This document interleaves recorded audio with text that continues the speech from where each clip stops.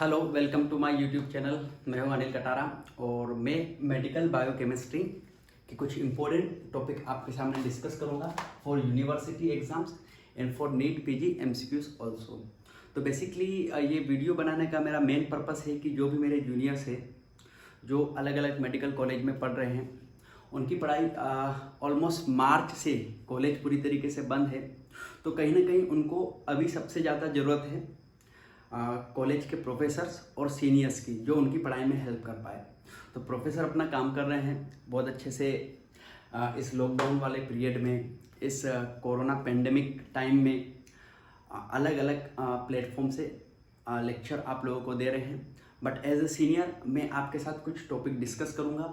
ये मेरा पहला वीडियो है, अगर कोई गलती हो तो उसको आप थोड़ा सा एडजस्ट करिए, और वीडियो पसंद आए तो अपनी फ्रेंड्स को और अपने कम्युनिटी में जितने भी मेडिकल फर्स्ट ईयर के स्टूडेंट हैं उनको ये वीडियो सेंड करें ताकि उनकी कुछ ना कुछ हेल्प हो जाए। तो बेसिकली मैं बायोकेमिस्ट्री में जो सबसे पहली यूनिट है दैट इज़ अ कार्बोहाइड्रेट। उस कार्बोहाइड्रेट यूनिट में कुछ इंपॉर्टेंट टॉपिक्स होते हैं जो यूनिवर्सिटी एग्जाम्स के लिए भी बहुत ज़्यादा इंपॉर्टेंट रखते हैं और जहाँ से एमसीक्यूज भी बनते हैं, वो डिस्कस करूँगा। तो बेसिकली मैं आज आपको समझाऊँगा सबसे पहले ग्लाइकोप्रोटीन, सेकंड म्यूकोप्रोटीन, प्रोटियोग्लाइकेंस,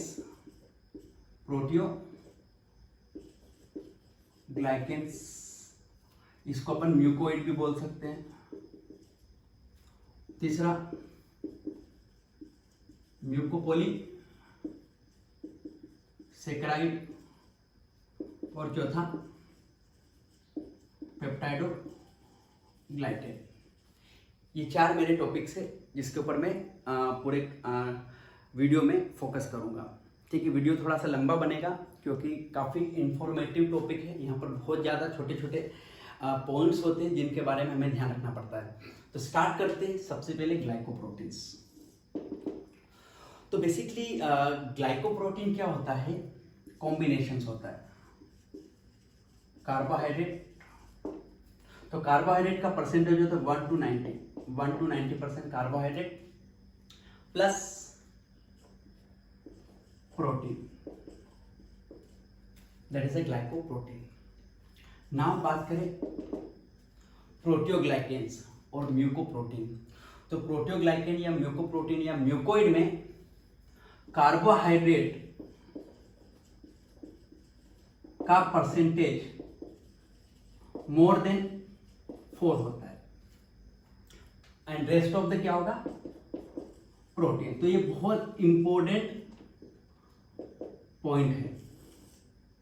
यानी अगर किसी ग्लाइकोप्रोटीन में कार्बोहाइड्रेट का परसेंटेज 4 से ज्यादा हो जाए तो उसी ग्लाइकोप्रोटीन्स को अब मैं म्यूकोप्रोटीन या प्रोटियोग्लाइकेन या म्यूकोइड के नाम से बोलूंगा। तो बेसिकली प्रोटियोग्लाइकेन एक टाइप का ग्लाइकोप्रोटीन है। अब बात करें म्यूकोपॉलीसेकेराइड। तो म्यूकोपॉलीसेकेराइड एक हेट्रोपॉलीसेकेराइड है, एक हेट्रोपॉलीसेकेराइड है, और इस हेट्रोपॉलीसेकेराइड के अंदर रिपीटेटिंग यूनिट्स होगी किसकी, डाइसेकेराइड की यूनिट्स होगी। और जो रिपीटेटिंग डाइसेकेराइड की यूनिट्स होगी उनके अंदर 2 टाइप के शुगर होंगे, एक एसिड डेरिवेटिव किसका, शुगर का, दैट इज आप एसिड डेरिवेटिव शुगर्स का। तो शुगर की जो एसिड डेरिवेटिव्स होगी कौन कौन सी होगी, डी ग्लूकोरोनिक एसिड। तो ग्लूकोज की acid derivative that is a D glucose की acid derivative that is a D glucuronic acid. और इस डी ग्लूकोरोनिक एसिड का आइसोमर होता है L iduronic acid, L iduronic acid. अगर डी ग्लूकोरोनिक एसिड ना होगा तो एल यूडुरोनिक एसिड होगा। अगर ये दोनों नहीं होंगे तो होगा डी गैलेक्टोरोनिक एसिड। तो बेसिकली आपसे पूछें कि ग्लूकोरोनिक एसिड क्या होता है, यूडुरोनिक एसिड क्या होता है, गैलेक्टोरोनिक एसिड क्या होता है, तो आप बोलोगे ये किसी शुगर की एसिड डेरिवेटिव्स होती है। अगर ग्लूकोज है तो ग्लूकोरोनिक एसिड, गैलेक्टोज की डेरिवेटिव तो गैलेक्टोरोनिक एसिड, और ग्लूकोरोनिक एसिड का levo form isomeric form that is L iduronic acid कहलाता है। ये दोनों एक दूसरे के आइसोमर है, ये एक दूसरे के एपीमर है। एपीमर क्या होता है आपने पढ़ा होगा कहीं ना कहीं। दूसरा होता है अमीनो डेरिवेटिव, किसकी, शुगर की। अमीनो डेरिवेटिव्स में होती अमीनो शुगर्स। अब कौन सी अमीनो शुगर होगी मैं आपको बताऊंगा, अलग अलग म्यूकोपॉलीसेकेराइड में अलग अलग टाइप की अमीनो डेरिवेटिव्स होती है। तो बेसिकली ये जो म्यूकोपॉलीसेकेराइड है ये एक टाइप का हेट्रोपॉलीसेकेराइड है जिसमें बहुत सारी डाइसेकेराइड की यूनिट जुड़ी होगी, और जो डाइसेकेराइड की यूनिट्स जो होती है उसके अंदर एक एसिड डेरिवेटिव होगा शुगर का और दूसरा अमीनो डेरिवेटिव होगा शुगर का। अब बात करें पेप्टाइडोग्लाइकेन, तो पेप्टाइडोग्लाइकेन्स में कार्बोहाइड्रेट होता है और इस कार्बोहाइड्रेट के साथ एक छोटी चेन होगी, short chain of amino acid. तो समझ में आ रहा, पेप्टाइडोग्लाइकेन यानी कार्बोहाइड्रेट होगा ही होगा plus short chain of amino acid. अगर अमीनो एसिड की लंबी चेन यानी प्रोटीन होगा तो हम ग्लाइकोप्रोटीन बोलेंगे, और अगर प्रोटीन की जगह पेप्टाइड छोटी सी अमीनो एसिड की चेन है तो पेप्टाइडोग्लाइकेन बोलेंगे। तो ये बेसिक 4 टर्म्स है, इनमें आप डिफरेंस सबसे पहले सीख जाओ कि ग्लाइकोप्रोटीन, प्रोटियोग्लाइकेन्स। तो ग्लाइकोप्रोटीन हो चाहे प्रोटियोग्लाइकेन हो चाहे पेप्टाइडोग्लाइकेन्स हो, इन सब के अंदर जो कार्बोहाइड्रेट पार्ट होता है वो हमारा म्यूकोपॉलीसेकेराइड है। यानी कुल मिला के अगर मैं ग्लाइकोप्रोटीन्स की बात करूं या मैं म्यूकोप्रोटीन्स की बात करूं या पेप्टाइडोग्लाइकेन्स की बात करूं तो इन सब के अंदर कार्बोहाइड्रेट होगा। ग्लाइकोप्रोटीन में कार्बोहाइड्रेट 1 से लेकर 90% तक हो सकता है, म्यूकोप्रोटीन में कार्बोहाइड्रेट 4% से ज्यादा ही होगा, और पेप्टाइडोग्लाइकेन में जो कार्बोहाइड्रेट होगा वो प्रोटीन के साथ लिंक ना होके अमीनो एसिड की छोटी सी चेन के साथ लिंक होगा।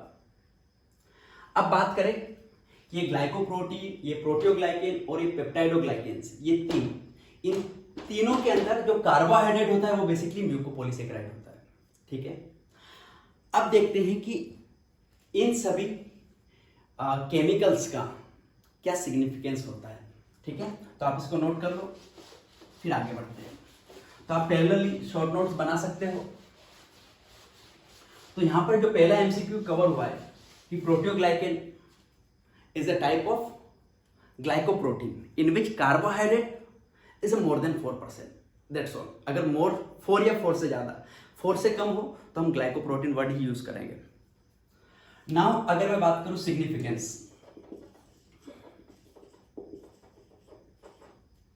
सिग्निफिकेंस, तो याद रखना बहुत सारे ग्लाइकोप्रोटीन्स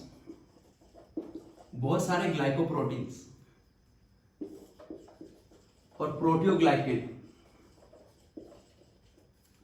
और पेप्टाइडोग्लाइकेन,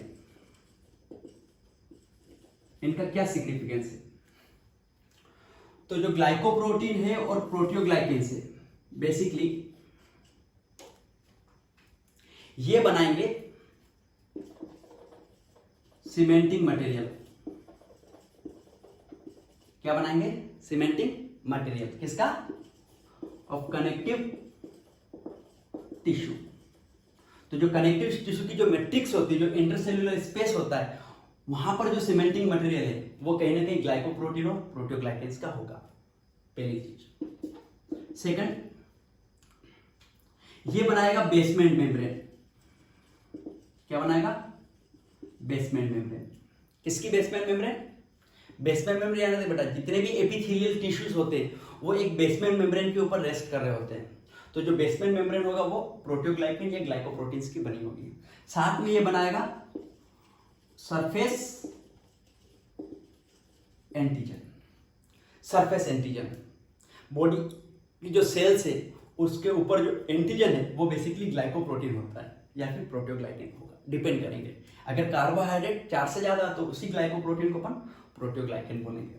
जैसे कि आरबीसी के ऊपर जो एंटीजन होती है, एंटीजन ए, एंटीजन बी, आप क्लासिफाई करते हो आरबीसी को, ब्लड ग्रुप को क्लासिफाई करते हो ब्लड एंटीजन के बेसिस पे, तो बेसिकली ग्लाइकोप्रोटीन की बनी होती है। और जो पेप्टाइडोग्लाइकेन्स होता है ये बेसिकली बनाता है सेल वॉल। किसके अंदर? बैक्टीरिया के अंदर। बैक्टीरिया की जो सेल वॉल होती है वो पेप्टाइडोग्लाइकेन है। इसके अलावा जो ग्लाइकोप्रोटीन या फिर प्रोटियोग्लाइकेन, बट हम डिपेंड्स करते हैं कि प्रोटियोग्लाइकेन वर्ड कब यूज करेंगे, जब ग्लाइकोप्रोटीन में कार्बोहाइड्रेट का परसेंटेज 4 से ज्यादा हो या 4 हो। इसके अलावा बनाएगा ये सेल कोट। आपको पता होगा कि सेल के बाहर जो सेल कोट होता है इसको अपन ग्लाइकोकेलिक्स के नाम से भी जानते हैं।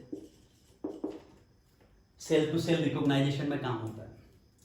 तो ये सारी चीज कहीं ना कहीं किसकी बनी होगी? ग्लाइकोप्रोटीन्स की, प्रोटियोग्लाइकेन्स की। इसके अलावा ये ग्लाइकोप्रोटीन और प्रोटियोग्लाइकेन्स, अगर मैं बात करूं main cementing material connective tissues, तो कौन कौन से कनेक्टिव टिश्यूज की मैं बात कर रहा हूं? Joint, that is connect bones के बीच, मैं कार्टिलेज की बात कर सकता हूं, मैं लिगामेंट की बात कर सकता हूं, मैं टेंडन की बात कर सकता हूं, मैं बोन्स की बात कर सकता हूं, मैं लूज एल्वियोलर कनेक्टिव टिश्यूज की बात कर सकता हूं, मैं ब्लड की बात कर सकता हूं। सारे कनेक्टिव टिश्यूज में मैट्रिक्स होती है और उस मैट्रिक्स का कहीं ना कहीं जो सीमेंटिंग मटेरियल होगा वो ग्लाइकोप्रोटीन या फिर प्रोटियोग्लाइकेन्स का बना होगा। That's all. तो ये बेसिकली सिग्निफिकेंस है। अब देखते हैं कि ये ग्लाइकोप्रोटीन है, जो प्रोटियोग्लाइकेन है, जो पेप्टाइडोग्लाइकेन्स है, इनके अंदर जो कार्बोहाइड्रेट्स है वो कौन सा है? तो इन सबके अंदर जो कार्बोहाइड्रेट है वो हमारा है म्यूकोपॉलीसेकेराइड। क्या है बेटा? म्यूकोपॉलीसेकेराइड। ठीक है, तो नाउ हम आते हैं म्यूकोपॉलीसेकेराइड पे।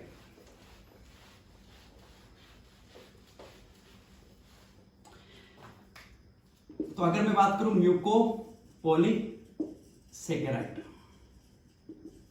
तो म्यूकोपॉलीसेकेराइड इज अबाउट हेट्रोग्लाइकेन्स। हेट्रो मतलब डिफरेंट, ग्लाइकेन मतलब पॉलीसेकेराइड, हेट्रोग्लाइकेन भी बोलते हैं इसको, या फिर इसको गेग भी बोला जाता है, ग्लाइकोसअमाइन ग्लाइकेन। तो म्यूकोपॉलीसेकेराइड एक हेट्रोपॉलीसेकेराइड है। हेट्रोपॉलीसेकेराइड को हेट्रोग्लाइकेन के नाम से जानते हैं और इस म्यूकोपॉलीसेकेराइड को ग्लाइकोसअमाइन ग्लाइकेन बोलते हैं। क्यों बोलते हैं समझना, क्योंकि ये जो म्यूकोपॉलीसेकेराइड है ये पॉलीमर है, तो इस पॉलीमर में एक रिपीटेटिंग यूनिट होगी, तो इनके अंदर जो रिपीटेटिंग यूनिट होती वो किसकी होती? डाइसेकेराइड की। और जो रिपीटेटिंग डाइसेकेराइड की यूनिट्स होती हैं उसके अंदर 2 मोनोसेकेराइड होंगे। डाइसेकेराइड मतलब 2 मोनोसेकेराइड से मिलकर बना हुआ। तो जो डाइसेकेराइड होता है, जो रिपीटेटिंग डाइसेकेराइड होता है म्यूकोपॉलीसेकेराइड में, उसमें से डाइसेकेराइड में एक शुगर होगा एसिड डेरिवेटिव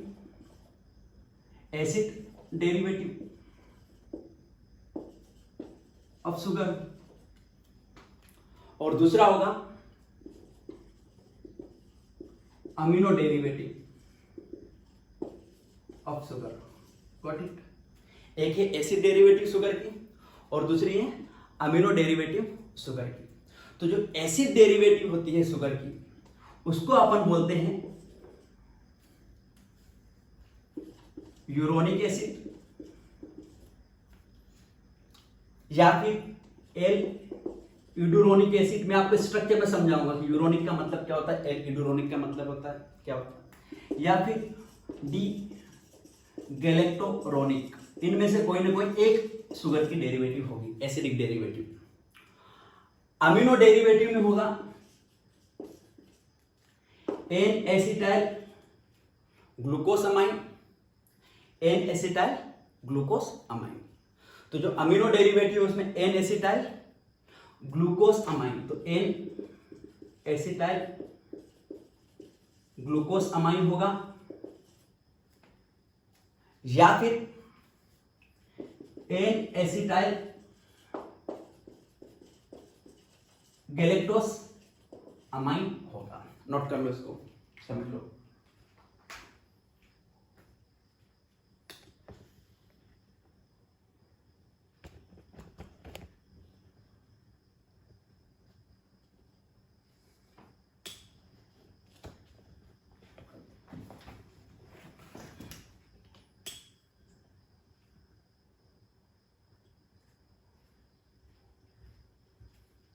तो mucopolysaccharide is nothing, it is a heteroglycan, it is a heteropolysaccharide. और ये म्यूकोपॉलीसेकेराइड मेन ग्लाइकोप्रोटीन और प्रोटोग्लाइकेन का कंपोनेंट होगा। इसको हम प्यार से ग्लाइकोस अमाइन ग्लाइकेन बोलते हैं। क्यों बोलते हैं? क्योंकि यहाँ जो डाइसेक्राइड है, इसमें जो रिपीटेटिंग डाइसेक्राइड है उसमें अमीनो शुगर्स है और यूरोनिक एसिड या इडुरोनिक एसिड या फिर galacturonic acid, that is acid derivatives है। अब बात करें ये म्यूकोपॉलीसेकेराइड का नेचर कैसा होगा, समझना। ये जो म्यूकोपॉलीसेकेराइड है इसके अंदर जो एसिड डेरिवेटिव्स है, दैट इज एसिड डेरिवेटिव है शुगर की या अमीनो डेरिवेटिव है शुगर की, तो इनमें एसिडिक ग्रुप होंगे। कौन से एसिडिक ग्रुप होंगे? कार्बोक्सिलेट, सल्फेट, ठीक है, ये एसिड ग्रुप है। बेटा -1 लगा रहा हूं, आपको बता रहा हूं मैं -2 क्यों नहीं लगा रहा हूं, -1 लगा रहा हूं क्योंकि एक ऑक्सीजन लिंक्ड है। तो ये एसिडिक ग्रुप होने के कारण ये जो म्यूकोपॉलीसेकेराइड है इनका नेचर कैसा हो जाएगा? पोलर हो जाएगा। नेचर पोलर हो जाएगा तो they can hold water, they can hold water. ये वाटर को होल्ड कर सकते हैं, यस और नॉट? वाटर को होल्ड कर सकते हैं, साथ में ये होल्ड कर सकते हैं आयंस को, क्योंकि negative charge ion can hold positive charge ions, that's all. तो कुल मिला के वाटर को होल्ड कर सकते हैं, आयंस को होल्ड कर सकते हैं, और ये जब एसिडिक ग्रुप आपस में एक दूसरे को रिपेल करेंगे तो इनका नेचर स्लिपरी हो जाएगा, स्लिपरी। और जैसे इनका नेचर स्लिपरी होगा तो बैक्टीरिया के बाहर, एल्गी के बाहर ये स्लाइमी लेयर भी बनाएंगे, चिपचिपी लेयर भी बना सकते हैं, ठीक है। तो बेसिकली अगर मैं बात करूं तो जो म्यूकोपॉलीसेकेराइड है ये मेन कंपोनेंट है प्रोटियोग्लाइकेंस का और ग्लाइकोप्रोटीन का। और ये जो म्यूकोपॉलीसेकेराइड है एक टाइप का हेट्रोपॉलीसेकेराइड है। हेट्रो मतलब अलग अलग शुगर की यूनिट से मिलकर बना होगा। इसको हम ग्लाइकोस अमाइन ग्लाइकेन बोलते हैं। और बेसिकली इस म्यूकोपॉलीसेकेराइड में जो रिपीटेटिंग यूनिट होती है वो मोनोसेकेराइड की नहीं होती, वो क्या होती है? डाइसेकेराइड की होती है।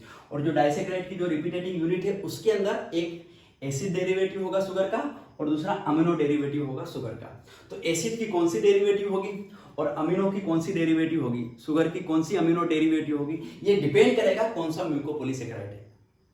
तो on the basis of acid derivative and amino derivative of sugar we can classify this mucopolysaccharide further into different types, ठीक है। तो next we will discuss types of mucopolysaccharide। तो सबसे पहला म्यूकोपॉलीसेकेराइड आपको याद रखना hyaluronic acid. First one is hyaluronic acid, second one is chondroitin sulphate, third one is dermatan sulphate, fourth one is keratan sulphate. ये सब म्यूकोपॉलीसेकेराइड के example है। फिफ्थ वन इज हेपेरिन और sixth you can write heparin sulphate, ठीक है। तो याद रखना हाइलुरोनिक एसिड में जो रिपीटेटिंग यूनिट्स है डाइसेक्राइड की, उसमें से डाइसेक्राइड यूनिट की अगर मैं बात करूं तो हाइलुरोनिक एसिड में जो डाइसेक्राइड यूनिट होगी उसके अंदर होगा यूरोनिक एसिड। क्या होगा? Uronic acid. मैं आपको स्ट्रक्चर बना के दिखा दूंगा यूरोनिक एसिड का, भी आपको समझ में आ जाएगा कि यूरोनिक एसिड एक्चुअल में है क्या।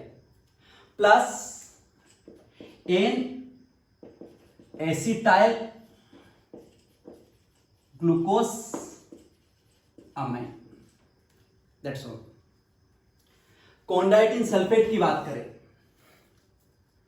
तो कॉन्ड्राइटिन सल्फेट में जो डाइसेक्राइड की रिपीटेटिंग यूनिट्स है उसमें ग्लूकोरोनिक एसिड, यूरोनिक एसिड में कौन सा है यहाँ पर यूरोनिक एसिड में कौन सा है? Glucuronic acid. ये यूरोनिक को मैं ग्लूकोरोनिक क्यों बोल रहा हूं मैं आपको ये समझाऊंगा अभी, क्योंकि ग्लूकोज की एसिड डेरिवेटिव, तो that is a glucuronic acid. Chondroitin sulphate में भी ग्लूकोज की acid derivative that is glucuronic acid plus amino sugar में होगा N acetyl galactose amine, glucose नहीं, यहां पर होगा N acetyl galactose, galactose sugar की अमीनो डेरिवेटिव, यहां पर ग्लूकोज शुगर है, यहां पर गैलेक्टोस है, एन एसिटाइल गैलेक्टोस। अगर ग्लूकोज होता तो बेटा दोनों एक ही हो जाता, ये दोनों एक ही हो जाता, यहां पर गैलेक्टोस है, N acetyl galactose amine sulphate, N acetyl galactose amine sulphate. Got it? मैं एक बार विजन चेक कर लेता हूं। नाउ अगर मैं बात करूं डर्मेटेन सल्फेट की, डर्मेटेन सल्फेट, तो याद रखना डर्मेटेन सल्फेट में यूरोनिक एसिड नहीं होता है, डर्मेटेन सल्फेट में एल इडुरोनिक एसिड होता है, इडुरोनिक। तो ग्लूकोरोनिक और इडुरोनिक में क्या डिफरेंस है मैं अभी आपको स्ट्रक्चर बना के दिखाऊंगा, वहां पर क्लियरली समझ में आएगा। L iduronic acid plus N acetyl galactose amine sulphate, same as it is, N acetyl galactose amine sulphate. Keratin sulphate या केरेटिन एक स्पेशल म्यूकोपॉलीसेकेराइड है जिसमें शुगर की एसिड डेरिवेटिव नहीं होती है, शुगर की एसिड डेरिवेटिव्स नहीं होती। यहां पर होता है एक सिंपल शुगर प्लस एक अमीनो शुगर। तो जो सिंपल शुगर होता है वो है डी गैलेक्टोस, डी गैलेक्टोस। तो यहां पर होगा डी गैलेक्टोस, यानी इस गैलेक्टोस के हमारे पास एसिड डेरिवेटिव नहीं, simple D galactose plus amino sugar. तो यहां पर जो अमीनो शुगर होगा वो होगा N acetyl glucose amine, that's all, simple. तो यहां पर एक बहुत बेहतरीन एमसीक्यू बनता है नीट पीजी में कि कौन सा म्यूकोपॉलीसेकेराइड है जिसमें यूरोनिक एसिड या इडुरोनिक एसिड यानी किसी भी तरीके का शुगर का एसिड डेरिवेटिव नहीं होता। तो आंसर आता है केरेटिन। नाउ बात करें हिपेरिन, तो हिपेरिन अलग अलग टाइप का हिपेरिन होता है। तो कुछ हिपेरिन में डी ग्लूकोरोनिक एसिड होता है, इसके साथ में एन सल्फो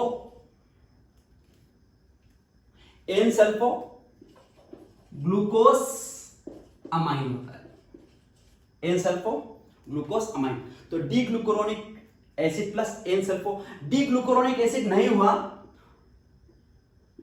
तो एल इडुरोनिक एसिड होगा, दोनों को हिपेरिन बोलेंगे। तो आपसे यहां पर ऐसा पूछ सकता है कि कौन सा म्यूकोपॉलीसेकेराइड है जिसमें ग्लूकोरोनिक एसिड और इडुरोनिक एसिड दोनों हो सकता है। तो आपको लगाना है हिपेरिन। आपसे यह भी एमसीक्यू पूछा जा सकता है कि किसमें शुगर डेरिवेटिव में there is L iduronic acid है, तो डर्मेटेन सल्फेट। तो डर्मेटेन सल्फेट से क्वेश्चन आता है कि कौन सा शुगर की एसिड डेरिवेटिव है, इडुरोनिक। केरेटिन सल्फेट में आता है कि कोई सी भी शुगर की एसिड डेरिवेटिव नहीं है। हेपेरिन में शुगर की दोनों एसिड डेरिवेटिव हो सकती है, ग्लूकोरोनेट और इडुरोनेट दोनों हो सकता है। नाउ हेपेरिन सल्फेट की बात करें तो इसी स्ट्रक्चर में एन सल्फो ग्लूकोस अमाइन के साथ में एक एडिशनल सल्फेट लग जाए, एन सल्फो ग्लूकोस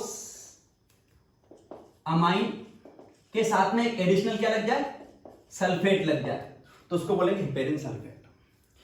तो सबसे पहले तो आपको पूछेंगे कि म्यूकोपॉलीसेकेराइड क्या होता है। म्यूकोपॉलीसेकेराइड उन पॉलीसेकेराइड को बोलते हैं जिनमें रिपीटेटिंग डाइसेकेराइड की यूनिट आपस में जुड़ी होती है थ्रू ग्लाइकोसाइडिक लिंकेज, और जो रिपीटेटिंग डाइसेकेराइड की यूनिट्स होती है वो अलग अलग म्यूकोपॉलीसेकेराइड में अलग अलग होती है।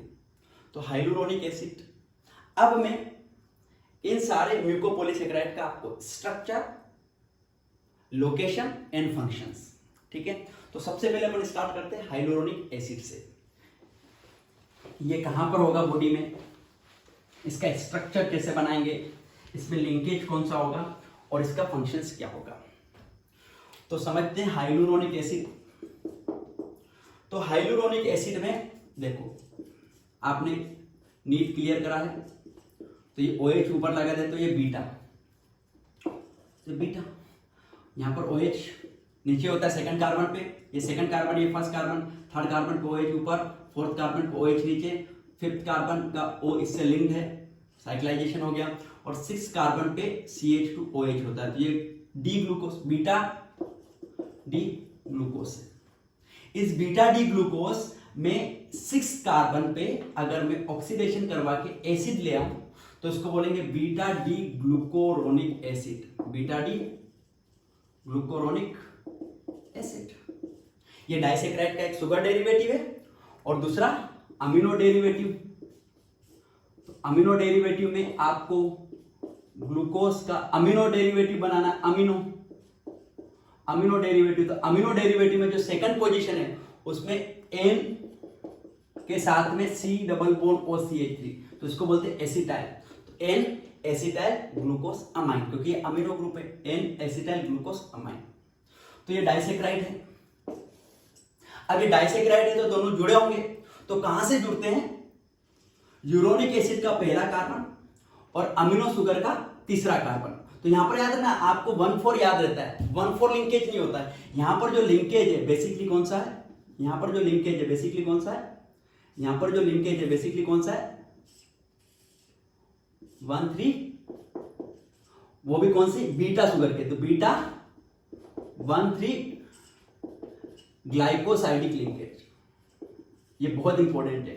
तो डाइसेक्राइड के अंदर बीटा 1,3 होता है और दो डाइसेक्राइड के बीच में uronic acid plus amino sugar, तो यहां पर बीटा 1,3 लिंकेज है, बट दो डाइसेक्राइड के बीच में जो लिंकेज होगा वो होगा बीटा 1,4, यानी इसका 1 दूसरे डाइसेक्राइड का अमीनो शुगर होगा, दैट इज यूरोनिक एसिड होगा, उसके फोर्थ कार्बन से जुड़ा है, इसका 1 और इस यूरोनिक का 4, तो बीटा 1,4 लिंकेज। तो ये इसका स्ट्रक्चर है, that is uronic acid beta D glucuronic acid plus non, that is N acetyl glucose amine. Disaccharide में 1,3 लिंकेज और डाइसेक्राइड के बीच में, दो डाइसेक्राइड के अंदर जो मोनोसेक्राइड है उसमें 1,3 लिंकेज और डाइसेक्राइड के बीच में 1,4 लिंकेज। ये जो हाइलुरोनिक एसिड है ये मिलता कहां पर है, याद रखना, सबसे पहले जोना पेलुसुडा। जोना पेलुसुडा आपको पता होगा क्या होता है, ग्लाइकोप्रोटीन की एक लेयर होती है ओवम के बाहर, नीट क्वालिफाई किया है आपने, आपको पता है कि zona pellucida is a what, glycoprotein layer around the secondary oocyte, ovum के बाहर जो ग्लाइकोप्रोटीन की लेयर है वो जोना पेलुसुडा है। तो ये जोना पेलुसुडा ऑफ ओवम किसकी बनी होती है, हाइलुरोनिक एसिड की बनी होती है, मेन कंपोनेंट। अब इसी हाइलुरोनिक एसिड को ब्रेक करेगा स्पर्म और एंटर करेगा, तो स्पर्म के पास एक एंजाइम होता है उसकी एक्रोसोम टिप में, जिसको बोलते हैं हाइलुरोनिडेस एंजाइम ना। और कहां पर होता है, विट्रस ह्यूमर, कहां पर होगा, विट्रस ह्यूमर, जो आइस में जो लेंस के पीछे वाला पार्ट है, कंपार्टमेंट है, उसको बोलते हैं विट्रस ह्यूमर, और लेंस के आगे वाला जो पार्ट है उसको बोलते हैं एक्वस ह्यूमर। तो विट्रस ह्यूमर के अंदर जो जेली मटेरियल है वो, उसका जो सीमेंटिंग मटेरियल, जेली मटेरियल, उसका जो सीमेंटिंग मटेरियल, जेली सब्सटेंस है, उसमें जो होता है हाइलुरोनिक एसिड। और कहां पर होता है, साइनोवियल फ्लूइड में। तो मुझे बताओ क्या करेगा यहां पर, जोना पेलुसुडा ये ग्लाइकोप्रोटीन की लेयर है, ये पॉलीस्पर्मी को प्रिवेंट करेगा, प्लस ये जोना पेलुसुडा है, ये ग्लाइकोप्रोटीन की लेयर है, तो ये एक टाइप का एंटीजन का काम करेगा। जब तक ये जोना पेलुसुडा होगा, जायगोट बनने के बाद जब तक ये जोना पेलुसुडा होगा, जायगोट का इम्प्लांटेशन नहीं होगा।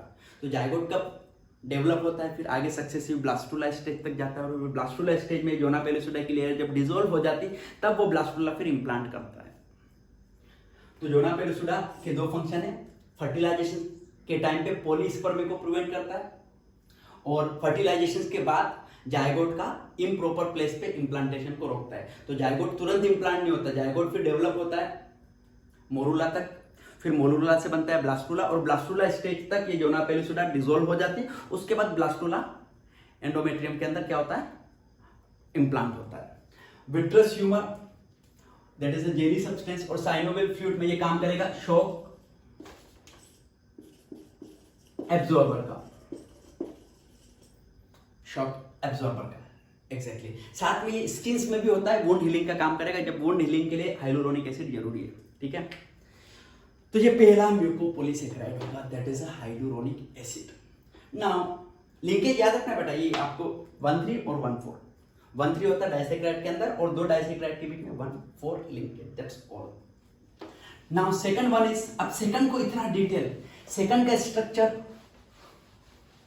वापिस से इतना बनाएंगे तो वीडियो थोड़ा लेंथी हो जाएगा, तो सेकंड के स्ट्रक्चर में जो बेसिक डिफरेंस है पहले के कंपेयर में वो मैं आपको बता देता हूं। तो सेकंड है कॉन्ड्राइटिन सल्फेट।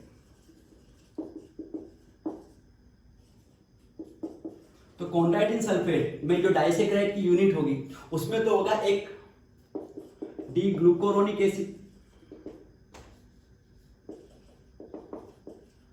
ये लिंक्ड होगा डाइसेक्राइड में किसके साथ, N acetyl galactose amine sulphate.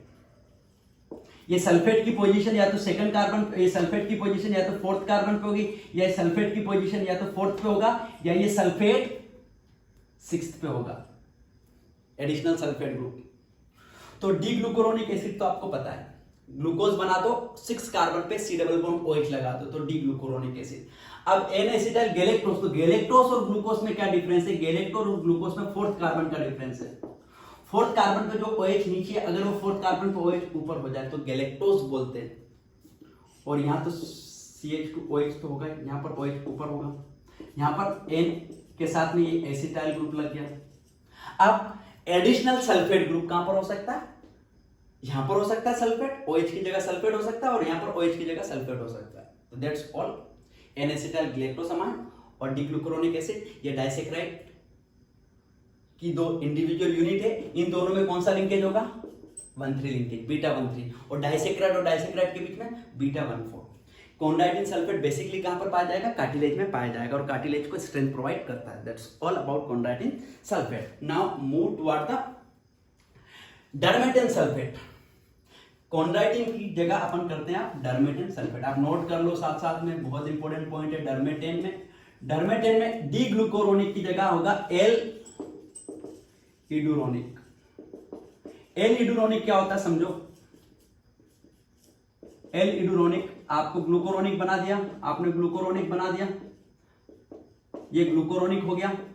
अगर मैं C डबल बॉन्ड OH का कॉन्फ़िगरेशन इन्वर्ट कर दूं, C डबल बॉन्ड OH को मैं 180 डिग्री से हटा के इधर लगा दूं तो हो जाएगा एल आइसोमर। तो डी ग्लूकोरोनिक का आइसोमर है, लिवो आइसोमर है L iduronic acid, L iduronic acid plus N acetyl galactose amine sulphate, that is a dermatan sulphate. कहां पर पाया जाता है, मेनली स्किन में पाया जाता है। इसके अलावा बेटा ये हार्ट के वॉल में पाया जा सकता है, कार्टिलेज में पाया जा सकता है, कॉर्निया में भी पाया जा सकता है, पर मेनली स्किन में पाया जाता है, इसलिए इसका नाम डर्मेटेन सल्फेट रखा है। डर्मिस में पाया जाएगा, बेसमेंट मेम्ब्रेन, हमारी स्किन जिस लेयर पे रेस्ट कर रही है, that is a dermatan sulphate की बनी होती है। Now if we move toward the next, that is a keratin. Keratin देखो, डर्मेटेन में स्पेसिफिक चीज क्या थी, एल इडुरोनिक होता है। नाउ बात करें केराटिन, तो केराटिन में जो डाइसेक्राइड होता है, केराटिन में जो डाइसेक्राइड की यूनिट होती है उसमें दोनों, एक होती है अमीनो शुगर और एक होता है सिंपल शुगर। तो यहां पर होगा डी गैलेक्टोस प्लस डाइसेक्राइड में दूसरा क्या होगा, डी गैलेक्टोस प्लस दूसरा क्या होगा, N acetyl glucose amine, N acetyl glucose amine. और याद रखना यहां पर हमेशा लिंकेज होगा बीटा 1,4, यहां पर 1,3 लिंकेज नहीं होगा। एक स्पेसिफिक बात बता रहा हूं कि केराटिन में कोई भी यूरोनिक एसिड या इडोरोनिक एसिड या एसिड डेरिवेटिव नहीं। दूसरा, यहां पर बीटा 1,3 लिंकेज बिल्कुल नहीं मिलेगा, यहां पर बीटा 1,4 लिंकेज ही मिलेगा। केराटिन मेनली ये कॉर्निया में पाया जाएगा और कॉर्निया की ट्रांसपेरेंसी को मेंटेन करेगा। तो कहां पर पाया जाता है, कॉर्निया में, और मेंटेन कॉर्निया ट्रांसपेरेंसी, कॉर्निया को ट्रांसपेरेंट बना के रखेगा ना। हिपेरिन, तो हिपेरिन के अंदर अभी आपको बताया था डी ग्लूकोरोनिक एसिड हो सकता है, डी ग्लूकोरोनिक एसिड हो सकता है। तो ग्लूकोरोनिक एसिड बना लो, देखो बेटा ये 6 कार्बन पे, ये OH नीचे, ये OH ऊपर, ये OH नीचे, तो ये डी ग्लूकुरोनिक एसिड। अगर डी ग्लूकुरोनिक एसिड नहीं है तो एल इडुरोनिक एसिड होगा। एल इडुरोनिक सिंपल, यहाँ OH, यहाँ OH ऊपर, ग्लूकोज है तो फोर्थ कार्बन पे OH नीचे रखना है, और इडुरोनिक है तो आपको यहाँ पर सी डबल बॉन्ड OH को इधर बनाना है, तो एल इडुरोनिक एसिड हो गया। के साथ में क्या होगा, एन एसिटाइल ग्लूकोज अमाइन, नहीं ये मिस्टेक कर दोगे, यहां पर N sulpho glucose amine, N sulpho glucose amine. ये क्या होता है एन सल्फो ग्लूकोज अमाइन? तो उसके लिए सबसे पहले मैं आपको ग्लूकोज बना के दिखा देता हूं। ये ग्लूकोज है, बीटा ग्लूकोज, OH थर्ड पे ऊपर, फोर्थ पे नीचे, तो ग्लूकोज। अगर फोर्थ पे OH ऊपर होता तो गैलेक्टोज बोलते हैं। और ये सी डबल बॉन्ड OH, नहीं ये CH2OH ग्लूकोज है, ग्लूकुरोनिक एसिड नहीं है।